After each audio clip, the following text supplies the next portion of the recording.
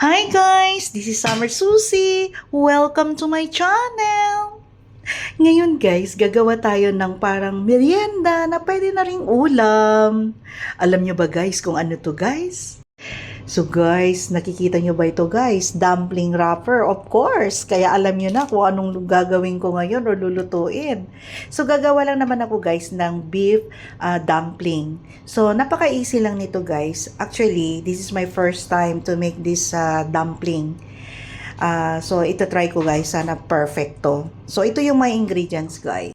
So guys, itong beef, ilalagay ko tong ating itong garlic. Sayang kasi guys, pinirito ko to. Tapos, itong ating onion. Yan, maraming onion. Yan. Tapos guys, itong coriander. Ayan.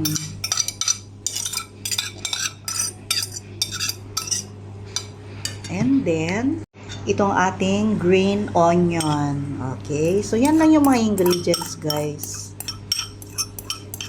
Yan. And then, haluin natin to guys. Yan.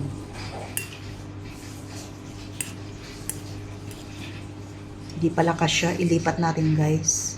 Maglalagay din tayo guys ng paminta. Yan. Guys, maglalagay tayo ng ginisa mix. At saka, isang kutsarang oyster sauce. Ayan. Then, halo-halo.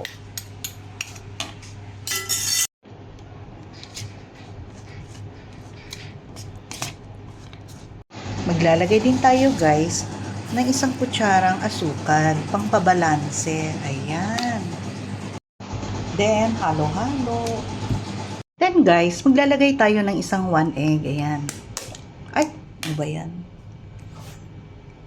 Ayan, then, halo-halo. Ang purpose nito guys is para magdikit yung ating karne. Ayan. So, tama lang yung lasa guys. Natikman ko na siya.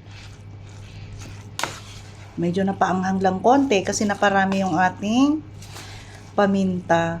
But anyways, okay lang. So guys, ganito na yung paggawa nito guys. Ayan, konting-konti lang yung ilalagay. And then guys, isi-seal natin siya. Ayan. Pag hindi nag-seal ng maigi guys, pwedeng lagyan ng water. Ayan. Diba? So, isa pa guys. Ayan.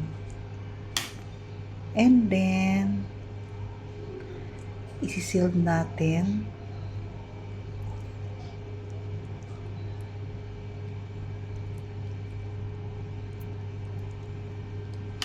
Tubig.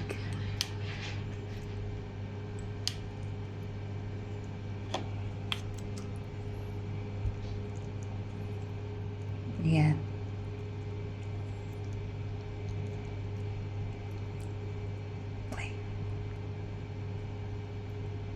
Ayan. So guys, may nagawa na ako. Ayan. So ito yung gagawin natin sa mga natira pa nating dumplings. Ito. Okay? Pakita ko sa inyo guys yung mga finished product na. Ayan guys, na-file ko na. May mainit ng tubig ito guys. Isalang na natin siya sa apoy. Ayan guys.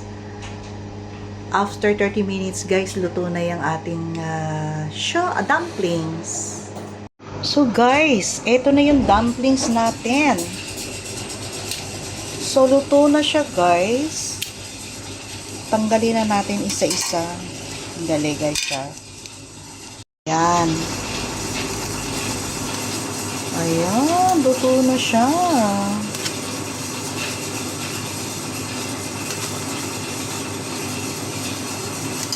Sarap nito guys. Tapos sausawan. Gagawa tayo guys ng sausawan na garlic toyo with lemon. Okay? Guys, ito yung second batch natin. So, pakukuluan natin guys for 20 minutes.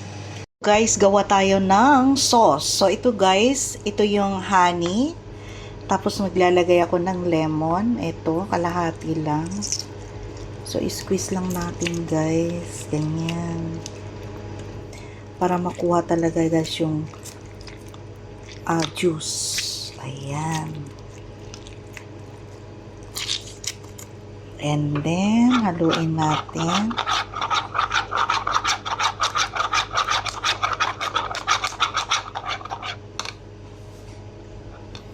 Tapos guys, lagyan ko ng toyo.